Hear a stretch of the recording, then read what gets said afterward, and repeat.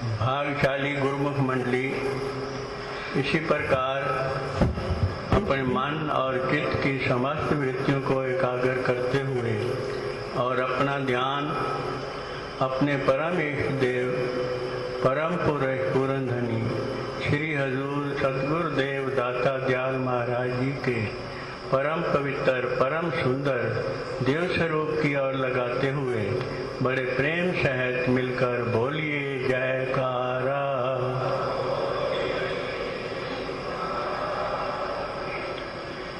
भाग्यशाली गुरुमुखों, हम सचमुच ही बहुत भाग्यशाली हैं, बहुत खुश नसीब हैं, क्योंकि इस वक्त हम अपने परम इष्ट देव श्री सतगुरुदेव भगवान के पावन श्री चरण कमलों की शीतल सुखद छत्र छाया में बैठकर उनका सुंदर मनोहर देव दर्शन प्राप्त करके सच्चा सुख, सच्चा आनंद और सच्ची खुशियों से अपनी झोलियां भर रहे हैं।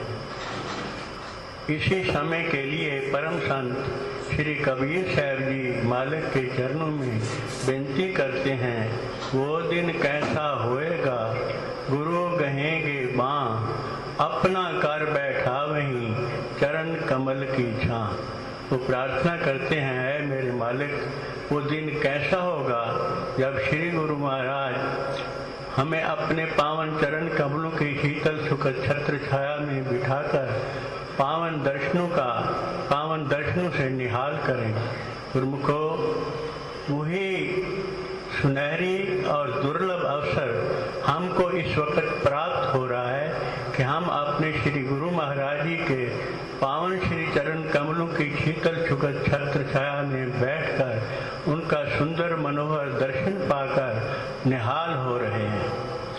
इस दुर्लभ और स्वर्णम अवसर से हमको पूरा लाभ उठाना है।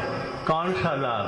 हमारी आत्मा जो जन्म जन्मांतरों से अपने परम पिता परमात्मा से बिछड़ी हुई है, वो इस समय में हमने अपनी आत्मा को उन्नत करके उस परम पिता परमात्मा से एकाकार करना है, और वो यही अवसर है और इसी मानुष जन्म में ही ये कार्य हो सकता है। तो ये कैसे कार्य हमारा सिद्ध होगा?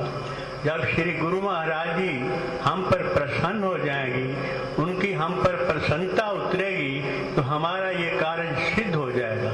उनकी प्रसन्नता प्राप्त करने का वह एक ही तरीका है कि गुरुमुख उनकी आज्ञा और मौज के दायरे में चलेंगे तो यकीनन उनकी हम पर प्रसन्नता होगी, और जब महापुरुष हम पर प्रसन्न हो जाएंगे तो भक्ति की दौलत से हम मालो माल हो जाएंगे, और हमारी ये जीव आत्मा जो युगों से अपने परम पिता परमात्मा से बिछड़ी हुई है, परमात्मा से एकाकार हो जाएगी।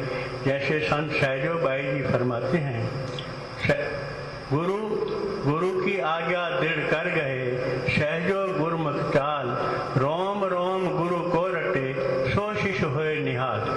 सतगुरु की आज्ञा को इंसान दृढ़ता से पकड़ ले तो कहते हैं उसका रोम रोम निहाल हो जाता है। यदि हम इस आज्ञा के दायरे में रहेंगे तो यहाँ काल और माया का बस नहीं चलेगा। आज्ञा के दायरे में रहकर ही अपना हम ये कार्य सिद्ध कर सकते हैं। ऐसे वचन है, गुरु आज्ञा ले कार सिधावा, धुर पहुँचे कहीं ठाक न पावा। सतगुरु की आज्ञा के मुताबिक ही यदि हम अपना जीवन बना लेंगे तो यकीनन हम अपने इस लक्ष्य को प्राप्त कर लेंगे, जिस लक्ष्य की प्राप्ति के लिए कुदरत की तरफ से हमको युगों के बाद ये दुर्लभ मानुष देही मिली है।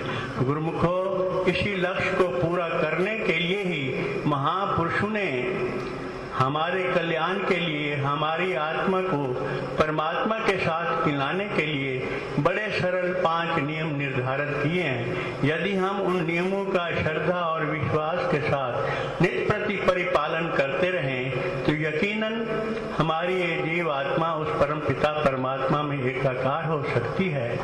संतों सत्पुरुषों की दया के बगैर, उनके मिलाप के बगैर ये कार्य सिद्ध नहीं हो सकता। परमात्मा से आत्मा जुदा रहा बहुकाल, सुंदर मेला हो गया सतगुरु मिले दयाल। ये हमारी जीवात्मा युगों से अपने परम पिता परमात्मा से बिछड़कर दुख उठा रही है। अब वो स्वर्णम अवसर हमको प्राप्त है कि पूर्ण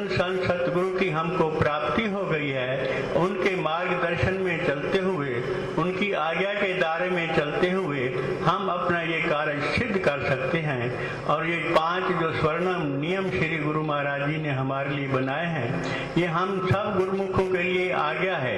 यदि इस आज्ञा के दायरे में हम बढ़ते जाएंगे तो यकीनन एक न एक दिन हमारी ये जीव आत्मा उस परम पिता परमात्मा में मिलकर एकाकार हो जाएगी, हमेशा हमेशा के लिए सुख स्वरूप हो जाएगी। तो वो 5 नियम हैं। श्री आरती पूजा दोनों समय, पावन दरबार की निष्काम सेवा, सत्संग श्रवण करना, भजन अभ्यास और दर्शन ध्यान, ये 5 बड़े सरल नियम हैं। और श्री गुरु महाराज जी का आशीर्वाद है, जो इन 5 नियमों का श्रद्धा और विश्वास के साथ नित्य प्रति परिपालन करेगा, यकीनन उसकी जीव आत्मा का कल्याण होगा, अर्थात उसकी जीव आत्मा उस परम पिता परमात्मा में मिलकर एकाकार हो जाएगी।